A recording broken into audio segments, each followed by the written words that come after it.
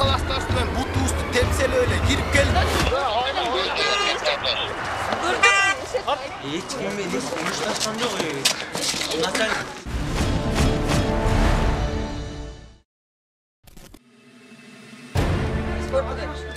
Саламатсыздарбы? Өлкө аймагында кылмыш кырсы окуяларын чагылдырган телегөзөт көрсөтүүсү назарыңыздарда. 3 февралдан 4-нө караган түнү атайын рейдтик иш-чаранын алкагында бул окуяга туш болдук. Түнкү саат 1:30 чамасы 102 кызматында Токтогул көчөсүндө жайгашкан 11-үйдө көпчүлүктүн тынчын алып, уйку бербей жатат деген билдирүү келип түштү. Окуянын өнүгүшү алдыңкы мүнөттөрдөн көрө аласыздар.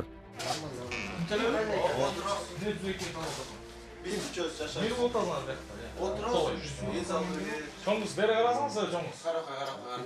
Yok çoğunuz. Yaşın kaçta çoğunuz? 93'te. Oturağız. Gel çıkart al. Çekesini yok etken. Будан эчтеке кылгандан кийин силер требовать эте албайсыңар да, брат.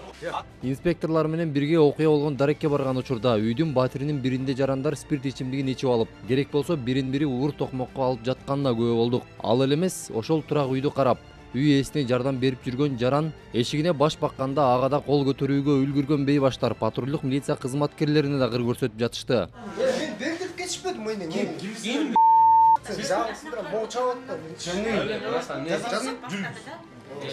Камера тартып атасың. Камера рядом да. Аттак. Менин өкүм менен тартып атасың, аттак. Түшүндүңбү? Мен сага берамын, мен сүйлөп коеюн. Урматтуу, мына каш сүйлөп кой. Урматтуу мекендештер, могул жерде беспредел болуп атат. Көрсөтүп кой, түшүндүңбү? Ушуга. Сүйлө. Я. Эч ким менен эч ким мушташкан жок.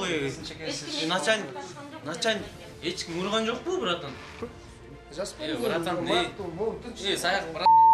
Сен братаның мен. Саяк Мен таныйм, братан. Ой, атак сага не күлүтсү, братан.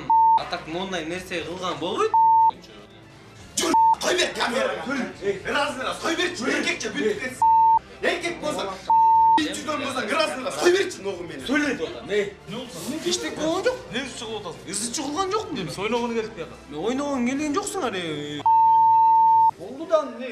Койдуң. Кылып атасың. Сөгмөй сүйлө, мен сага Сөгмөн жокмун мен сага. Не сөйлөдүң? Не сөгмөн? Кайта отуң беле, палас төөлүү деп келсең. Палас төөлүү деп отам мен. Азыр эркекче паласы төөлүү деп. Артык милициялар караңы. Мен үйүмө келип палас качып бутумду ийолайм. Камера тартып атасыңбы? Журналисттерге общий көрсөт. Күткөн кеп чык. Жок, кийерем ушум ойдон. Милициялар раз түшүрүп койчу. Эркекче калып кетели, мен калып кетем, эркек. Тартып атасыңбы? Камера. Журналист тартып атасыңбы сен? Журналист тарт. Рушинтон тарт дейм сен, журналист. Тарт де журналист. А журналисттердин бардыгын чыкырбайлы, журналист. Журналист товарищ, журналист. Sen jurnalistsin. Jurnalist rejelerim var. Tamam. Olca sen çeçmeyin ne? Ya alıp gitmeysen ben. Anne alıp gitmeyin. Жазасыңыз айран.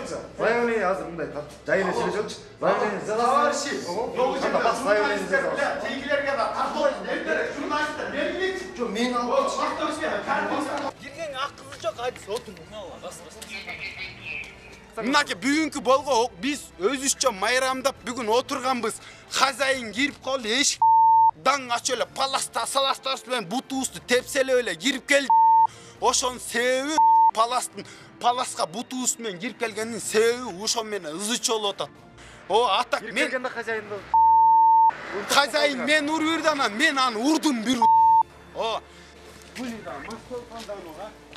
Эки уту жок. Милиция кызматкерлери азыр жарым жолдон кайтарып атат, азыр кайра уродуга оротобуз, Ленинск уродуга. Жакынкы ички иштер бөлүмүнө бейбаштарды алып бара жатканда жандап жүргөн кыздардын бири милиция кызматкерлерин жулмалап, аларга мыйзамды үйрөткүсү келген түр көрсөттү. Ne oturuyorsun?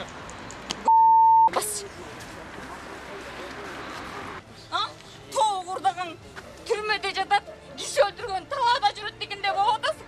Чын уяты жоктор. Не мас болуп атасың, Не мас эмес.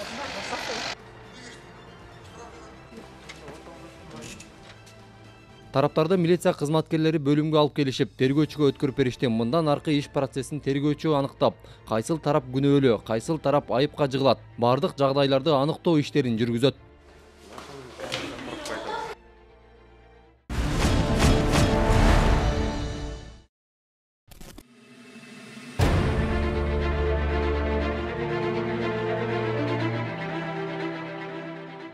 Кара-Кулжа райондук ички иштер бөлүмүнүн кызматкерин атууга шектелген 46 жаштагы жаран 3-февраль күнү кармалды. Ош облустук ички иштер бөлүмүнүн маалыматында кылмышка шектүү жаран тергелүүдө. Алгачкы иликтөөлөрдө ал милиция кызматкерлери менен көп жыл мурунку жеке пикир келишпестигин эстеп, аны мыйзамсыз алып жүргөн ок атуучу куралы менен түн ичинде атканын айтып берген. Андан кийин үйүнө кайтып, кийимин жана мылтыктын кундагын өрттөп салган. Куралдын найын үйүнүн коросундагы дарбазанын түтүгүнө салып жибергендигин көрсөткөн. Учурда Кара-Кулжа райондук ички иштер бөлүмүнүн кызматкерлери сотко чейинки өндүрүш ишин жүргүзүүдө. Эскерте кетсек, 13 январда Кара-Кулжа райондук ички иштер бөлүмүнүн кызматкерине ок атуучу курал менен белгисиз жаран капысынан кол салган. Жыйынтыгында 31 жаштагы милициянын лейтенанты каза болгон. Ысык-Көлдө эне баланы өлтүрүүгө шектелген жаран Бишкек шаарынан кармалды. Маалыматка ылайык 26 жаштагы жаран Ысык-Көл райондук ички иштер бөлүмүнө жеткирилди. Эскерте кетсек, Кашат айылындагы үйлөрдүн биринде 54 жаштагы аял менен анын уулу 29 жаштагы жарандын жансыз денеси табылганы тууралуу маалымат чыккан. Жазык кодексинин 130-беренеси боюнча катталып, сотко чейинки өндүрүш башталган. Окуя болгон жерге Ысык-Көл райондук ички иштер бөлүмүнүн тергөө ыкчам тобу барган учурда үйдүн кире бериш бөлмөсүнөн башына катуу буюмдан жаракат алган аял менен жаш жигиттин жансыз денеси табышкан. Кылмышка шектүү жаран качып кеткен. Машина кирип кетти.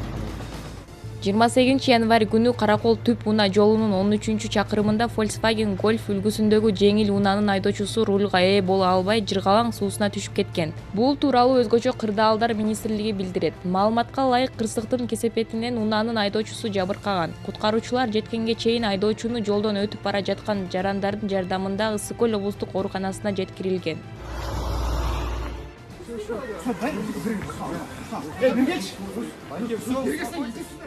Бишкекте мурдагы милиция кызматкери өспүрүмгө кол салды. Өзүңүздөр видеодон байкагандай, жаш бала уулумду эмнеге сабайсың деп белгисиз жаран кыйкырып жатканын угууга болот. Ал эми кол салган жарандын мас соосу белгисиз бойдон калууда. Эскерте кетсек, өспүрүмгө кол салган жаран Кыргыз Республикасынын Ички иштер министрлигинин ички иликтөө кызматында иштеп кеткен. Ал эми анын жанында жүргөн айымдардын бири Кыргыз Республикасынын Ички иштер министрлигинин академиясында эмгектенери айтылууда.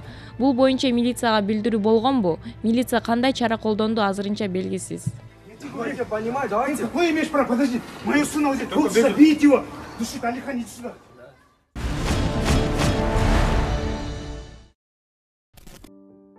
5 жаштагы кичинекей мекендешибиз Бегалиева Диана бүгүнкү тапта калың журттун жардамына муктаж болууда. Анткени анын баш мээсиндеги шишик күн санап өсүүдө. Андыктан ага тез арада чет мамлекеттен олуттуу операция жасоо сунушталды. Бирок бул үчүн 15 000 АКШ доллары талап кылынууда. Диананын ден соолугуна кайдыгер карабай, жардамга кол суна турган жарандар болсо экрандагы даректер аркылуу байланышып, көмөк көрсөтүүңүздөрдү өтүнөбүз.